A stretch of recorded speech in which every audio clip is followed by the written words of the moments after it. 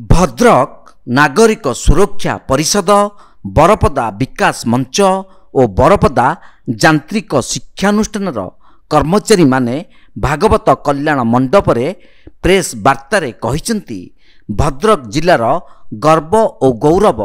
बरपदा engineering college रु पूर्वतन मंत्री तथा वर्तमान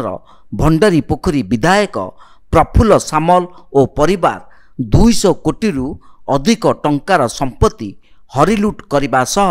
बरपदा इंजीनियरिंग कॉलेज टंकारे भुवनेश्वर किणा जाइतिबा जमी और गाड़ी बिक्री करने सह निजस्व संपत्ति भावे व्यवहार करुछंती। भुवनेश्वर स्थित कंटाबाड़ ठारे थिबा बरपदा इंजीनियरिंग कॉलेज जमी को जालियाती करी भंडारी पोखरी विधायक प्रफुल्ल सामल पुओ प्रयासकांति सामल बिक्री करी हरिलुट घटना रे एबे ईडी रेड जारी रखिछि।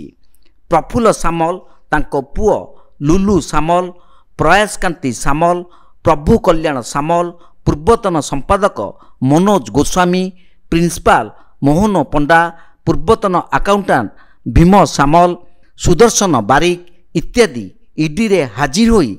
जेरार सम्मुखीन होइछंती। बरपदा इंजीनियरिंग कॉलेज महा दुर्नीतिर पर्दाफाश होइतिबा बेले बरपदा विकास मंच और कर्मचारी संघ पक्षरु प्रफुल्ल सामल परिवार को परिचालना कमिटी बहिष्कार और गिरफ दाबी रे 12 घंटिया बरपदा बंद और रास्ता रोक होइतिला। गत 1 मार्च 2024 जिलापाल सहित आलोचना समय रे समस्त घटना जिलापाल को अवगत करा जाइतिला। से दीर्घ वर्ष धरी कॉलेज रे उद्देश्य मूलक भावे प्रफुल्ल सामल और परिवार समस्त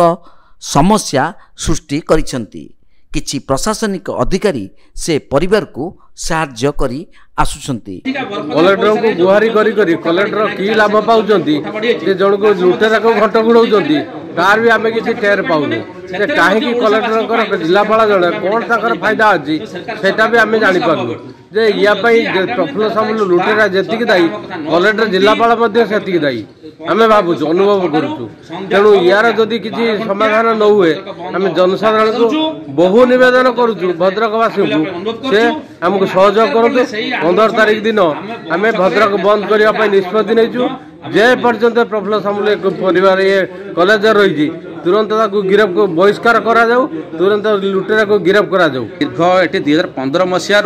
समस्त जिलापाल राष्ट्रपति समस्त ये जो बरपदा इंजीनियरिंग कॉलेज 200 कोटी टंकार जो दुर्नीति होती कर्मचारी मैंने अत्याचार देउछु से विषय सब जन किंतु कहीं किसी बुझे जहाँ शेष में ईडीआर तदंत दायित्व नहीं प्रफुल्ल सामल बर्तमान जी भंडारी पोखरी विधायक प्रफुल्ल सामल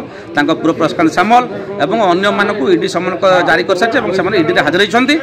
प्रमाणित होम जो अभियोग कर तार निश्चय सत्यता अच्छी। किंतु आम सरकार को कहूँ जनसाधारण जो पैसा ये जो अनुष्ठान तैयारी प्रफुल्ल सामल टंकाटे दान ना तेणु ये जो परिचालना कमिटी बीएसपी सोसाइटी परिचालना कमिटी प्रफुल्ल सामल और परिवार को तुरंत हटा जाऊ तार रेजिस्ट्रेशन कैंसल करा सोसाइटी एवं जिलापाल को हाथ को नियंतु एपरिक बर्तमान जो निर्वाचन आसुची सरकार हाथ को नहीं सरकारी कॉलेज भाव में घोषणा करती। भद्रकरू पुनील कुमार सामंत को रिपोर्ट तीर्थक्षेत्र लाइव।